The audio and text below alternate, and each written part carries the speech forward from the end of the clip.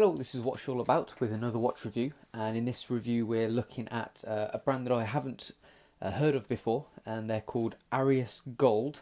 You can see the logo there. This is their Inspire range, and the model is the Inspire El Toro, in particular the 9005. So as you can see, it's a smart dress style skeletonized watch. Something quite rotary about it, I think. The price is £325. The RRP is $419. So £325 is the current exchange rate for $419. So obviously that will vary. So thinking about the specs then, 43mm in diameter, 12.7mm height, and a 50mm lug to lug length means that it's fairly big it's on the big side of things, especially for a classic smart dress watch. The weight is 99 grams, so it's fairly weighty on the wrist as well for a leather strapped watch. 22mm lug width, so it's fairly thick strap as well, which reduces to 20mm at the butterfly clasp. The movement is a Miyota. It's the 82S0, which is obviously a part skeletonized movement, but we'll have a look at that closer detail in a little bit. And it has a water resistance of 50 meters. So that's all the bases covered in terms of specs. From first glance, obviously, it does look like a very impressive timepiece. When you get up closer, there are a couple of small niggles here and there that I personally have, but certainly from afar it looks like an impressive watch. Price wise, it is still quite high though for a Miyota movement. It has a sapphire crystal, I forgot to mention that as well. So anyway, let's have a look at it piece by piece. So start off with the dial. In terms of looks, I think it's really nicely designed. It looks very good. The only couple of faults that I have with, I'll start with them, is that these applied elements could probably be a little bit deeper because they are a little bit on the shallow side of things, a little bit cheap. And then the other thing that I don't like about it is this fake regulator here. I can't stand things like that. Like stuck on things which look like they're supposed to do stuff. So I have no idea why they've put that on here. But that's quite a bugbear for me personally, and it's a little bit irritating. So I don't mind so much these fake jewels, fake screw heads. They're fine because they look like they could actually be doing something, but that just doesn't look right at all, which is a bit of a shame. But that's my personal opinion, obviously. It just looks a little bit tacky in my eyes. Everything else on the dial looks really nice, very nicely designed.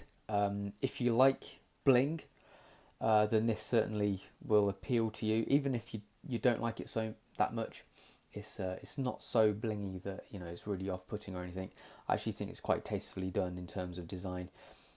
Something in particular like this cutout bit here, and also around the open heart as well. That like rose gold ring, very nicely done. I have this sort of silvery champagne outer ring as well, which is nicely finished with sort of like a pearlage kind of effect to it, which you can only see at certain light angles. So that's quite a nice little touch as well. Gives you a bit of detailing there. And then it's multi-layered. I mean, it's very complex and well executed for the price.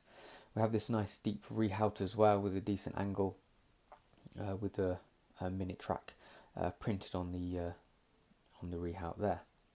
We have a flat sapphire crystal with some anti-reflective coating on the underside. It's actually really good, very clear. Does a great job at removing any obvious reflections. Obviously there's always going to be some, but for the most part it does a really good job. So I think that probably has quite a lot to do with the appearance of the watch. I always find that a really good crystal with anti-reflective coating really sets the watch off nicely. The hands, I do like the design of the hands. So we have loom filled sort of like thick swords. They're rose gold to match the case. I do like the seconds hand as well, with this cut out cross within the disc of the counterweight, and then a loomed arrow towards the top.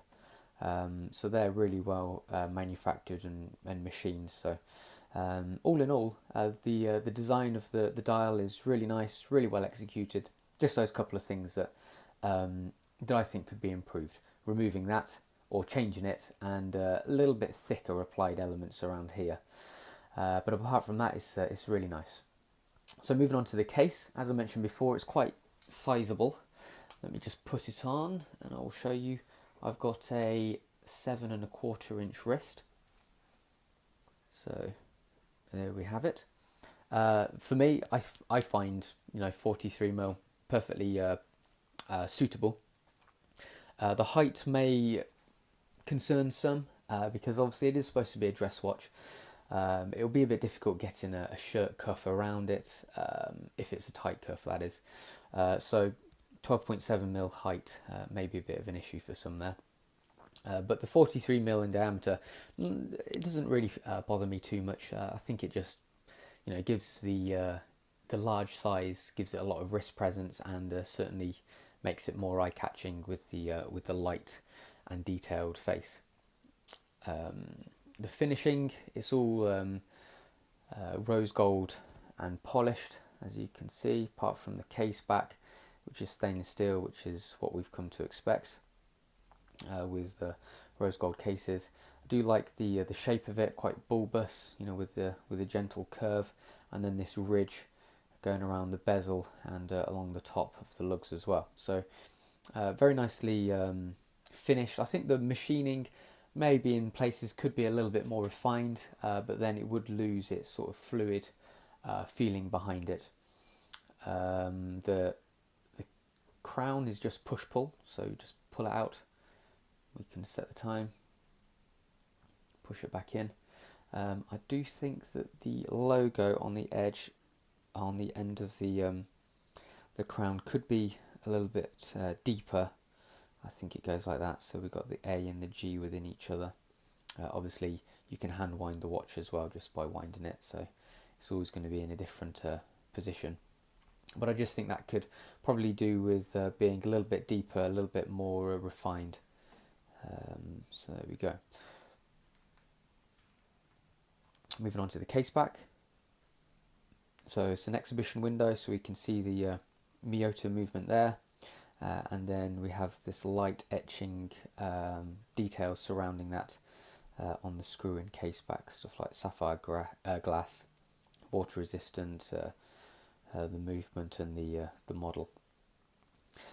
So moving on to the movement then, it's a Miyota 82 SO, which is pretty much exactly the same as all of the Miyotas, apart from it's partly skeletonized. That's the only difference. So we have all the usual specs: 21.6 thousand beats per hour, so it runs at 6 ticks per second, 21 joules. It's an automatic, obviously, has hand winding as well. It doesn't have a hacking second hand though, so if I just pull this out, you'll notice that the second hand keeps on moving around, so you won't be able to set it perfectly to the second. So that's the only downside with a movement like this. In terms of looks, from the top, it's actually, if I can get it in focus, it's actually pretty nice for a Miyota.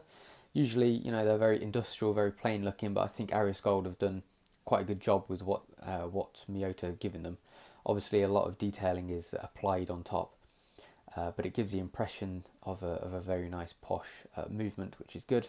From the underside, it is usually, it is the usual, quite an ugly rotor, which is the standard Miyota rotor, and like a bit of an industrial feel to it there. You can see through it, through the open heart, which is quite cool. And then we have some slight pearlage on that top bridge there, which is a nice touch as well. Okay, so moving on to the strap. It's a very, very nice colour. It's like a deep oaky brown with some different hues running through it as well.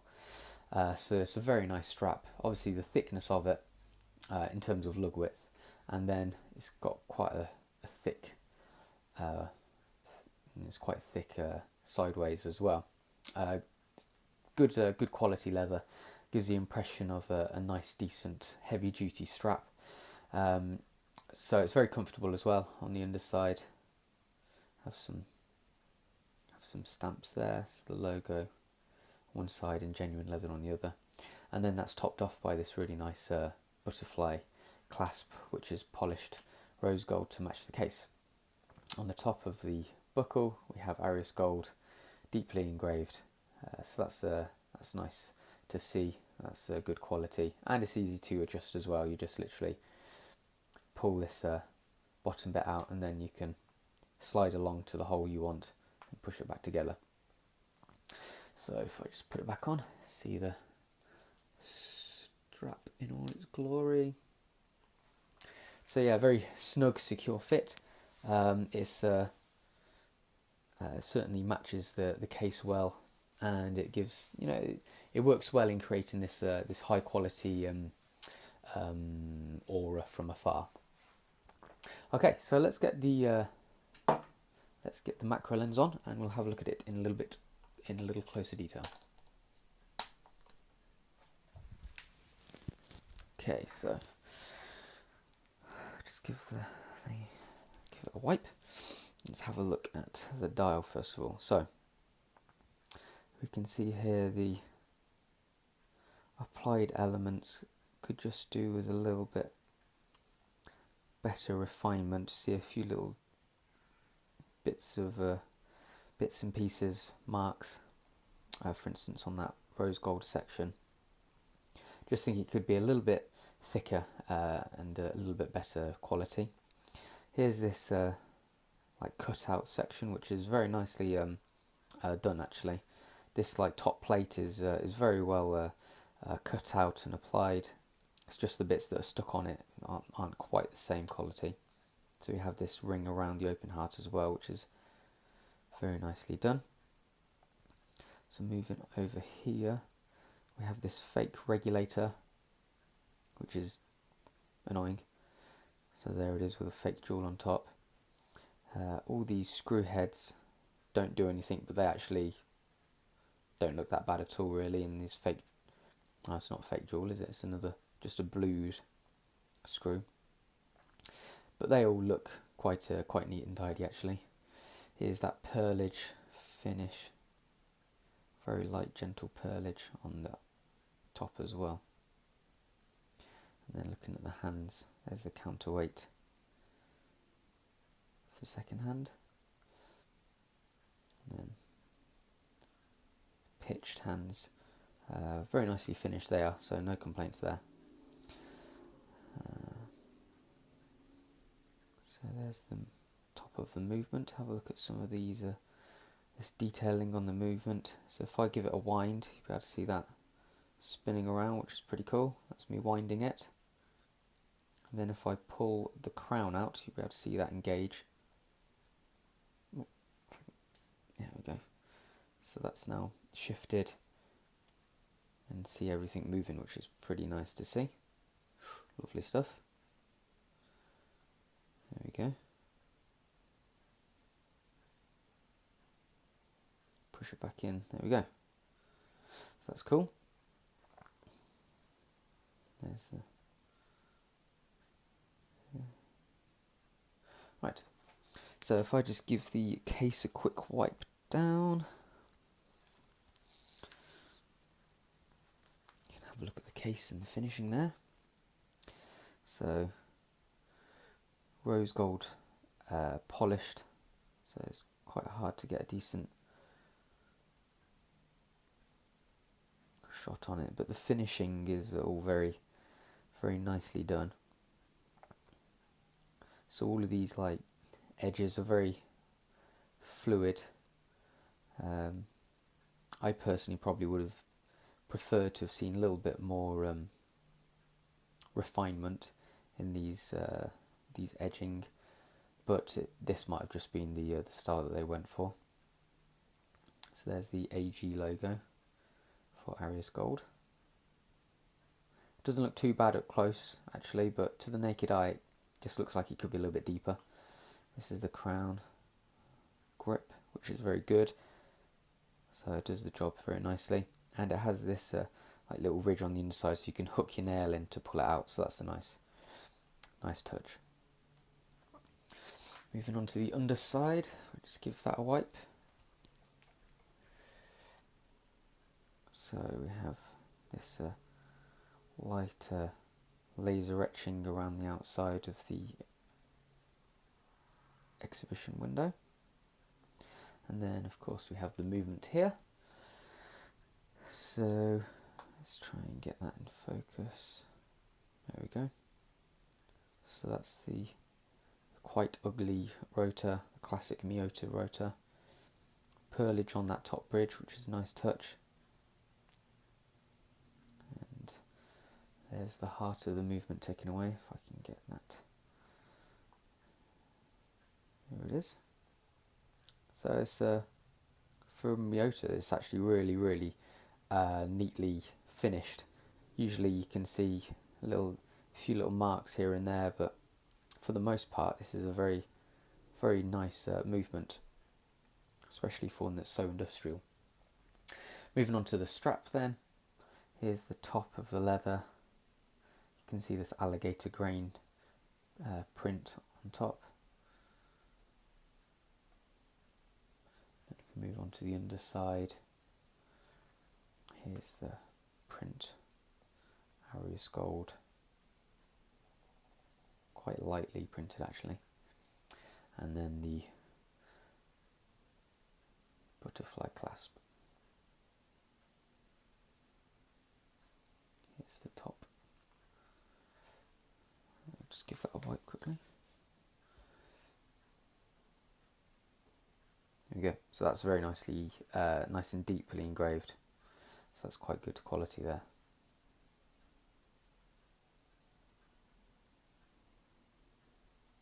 Okay. So, Aries Gold, the Inspire El Toro 9005. It will cost obviously $420, which, let's be honest, it is a lot of money.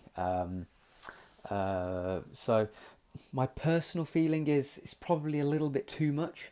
Hopefully in time the price will drop, especially when there's a couple of little things that I personally aren't too happy with, namely the applied elements on the dial and the fake regulator, and then finally the crown as well. I just think it's probably a little bit too much money for something that I'm not completely happy with. That's not saying it is it's not saying that it's not a very nice looking watch. So I've certainly had plenty of comments on it. It looks great from afar as well, and even from glancing it on a wrist, it does look very high quality indeed.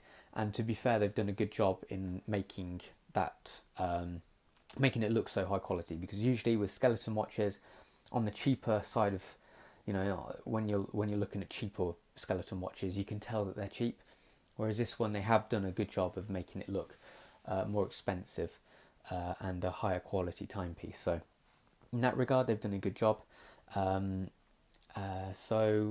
yeah, I mean, I think it's one that if you were to buy it and you are aware of those small little flaws, it will do you well. Obviously, it will serve you in good stead because of the movement will be reliable. It's it's a heavy, chunky, well put together timepiece as well. So if there's if you're not so fussed about those little flaws, then you'll be very happy with this watch. Okay, so that was the Aries Gold Inspire El Toro 9005, and that's what it's all about.